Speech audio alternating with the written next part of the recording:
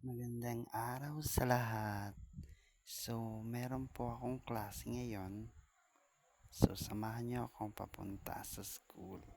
So, ito na po. On the way na po ako papunta sa school. Kung mapapansin nyo, kay ganda ng tanawin at kay ganda ng sikat ng araw. Kumpara nung nakaraang araw na sobrang ulan po dito.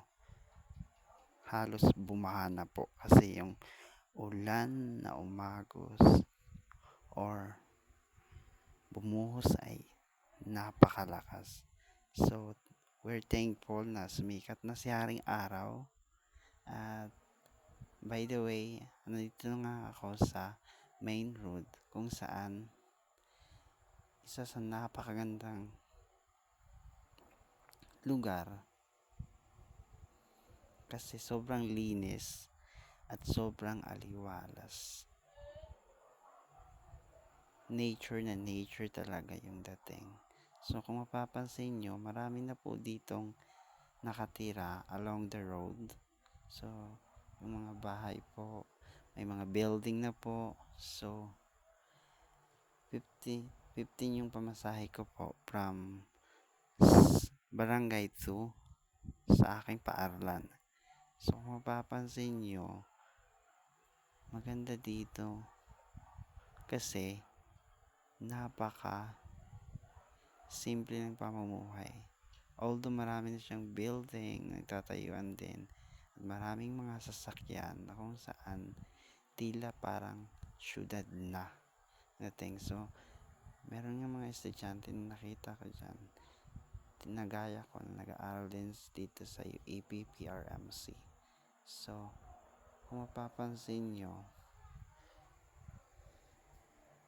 medyo tanghali na nga ako dyan kasi nga nagising ako ng late. So, fast forward, andito na nga ako sa paaralan. Nakita ko nga sila nagpipicture. So, dito nga po pala yung klase namin sa DAL. Where is the BSED fused with Math and English. So, fast forward, sinamahan ko nga itong best friend ko kasi gusto niyang bumili ng damit. So, habang namimili siya, nagmamasid-masid ako ng masasakyan ko. So, fast forward, andito na nga ako sa sasakyan ko. At pauwi na nga ako dito. So, tingnan nyo na lang yung daan papunta sa amin.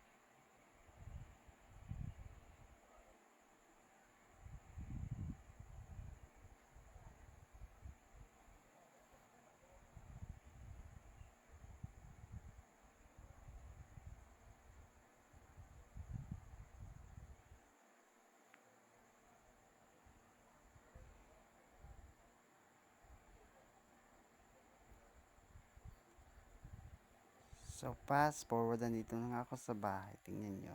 Naman nga kasi ang daming tao. Yung pala ay Asa Day, which is Hulog Day ngayon. Kaya nandito sila sa bahay namin kasi dito yung center o kung saan sila nagbabayad. So, yan lamang po. Thank you.